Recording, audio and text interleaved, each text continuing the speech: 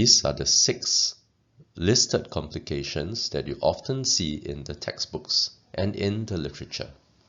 One practice point which I would like to highlight is to avoid calling all complications as citrate toxicity. If we call everything as citrate toxicity, it can be confusing, and the way to manage the citrate toxicity may not be evident. We should label the problem by the biochemical disturbance. For example, citrate accumulation or metabolic alkalosis. In the textbook and in older literature, we'll often see the problem of hypernatremia associated with citrate use. However, this is only common with 4% trisodium citrate, which is now out of favor.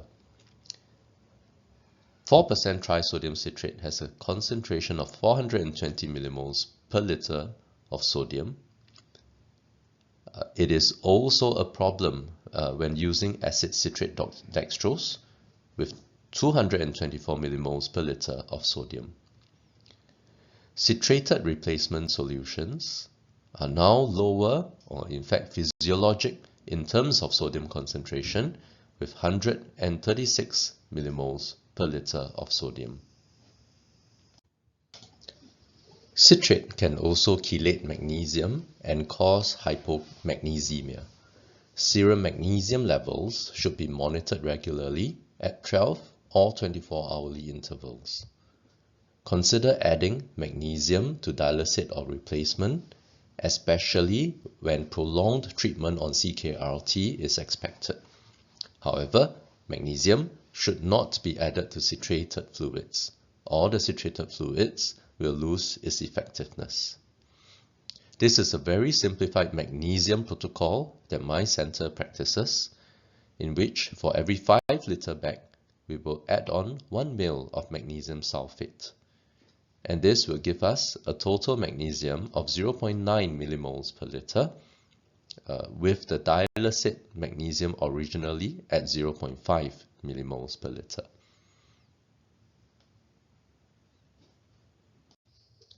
Hypocalcemia or hypercalcemia are complications commonly encountered in regional citrate anticoagulation. It is simply related to the balance or imbalance of calcium infusion rate and the clearance of citrate.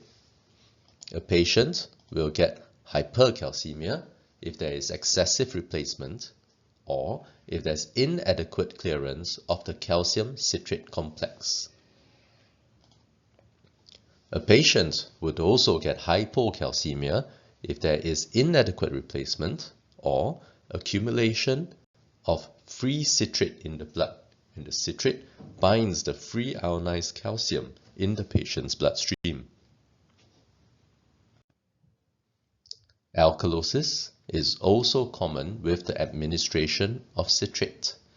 This is because citrate goes through the Krebs cycle, and for every mole of citrate that goes through the Krebs cycle, it will generate 3 millimoles of bicarbonate, resulting in a metabolic alkalosis.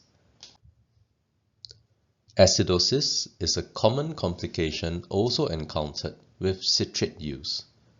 Citrate is actually cleared in the mitochondria through the Krebs cycle, and the Krebs cycle is also sometimes known as the citric acid cycle. Lactate, when converted to pyruvate, competes with citrate for the citric acid cycle. Citrate metabolism may be reduced, therefore, in severe lactic acidosis. It is also reduced in very severe liver failure when the total number of mitochondria available to run the Krebs cycle is reduced. This is how we screen for citrate accumulation. This is a representation of how calcium is in the blood normally, where a large proportion of the calcium is albumin bound, with a proportion of calcium that is free and ionized in the bloodstream. What we can measure is the total to ionized calcium ratio, which is also called the TI calcium ratio. Normally, the TI calcium is less than 2, which is the ratio of the total calcium divided by the ionized calcium. If citrate accumulates in the blood and citrate binds to the calcium to form the calcium citrate complex, the total calcium that is measured in the lab would include the free ionized calcium, the calcium that is albumin bound, and the calcium citrate complex. If this total calcium is divided by the ionized calcium, we may see a TI calcium ratio of more than 2.5. And therefore, we should suspect calcium accumulation if a TI calcium ratio is more than 2.5. However, I would like to emphasize that this is only suspected, but it is not a confirmatory test. To corroborate with a high TI calcium ratio, we can also look for the anion gap. The anion gap is the difference between measured cations minus the measured anions. Normally, we have an anion gap with the unmeasured anions contributing to this gap around 12 millimoles per liter. However, if citrate accumulates in the blood, the anion gap will be increased.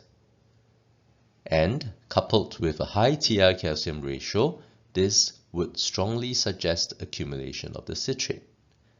At the same time, whenever we see a high anion gap metabolic acidosis, we should also look out for accumulation of a lactate, which competes with citrate for metabolism, resulting in accumulation of citrate in the bloodstream, in particular for these group of ICU patients who are prone to hemodynamic disturbances.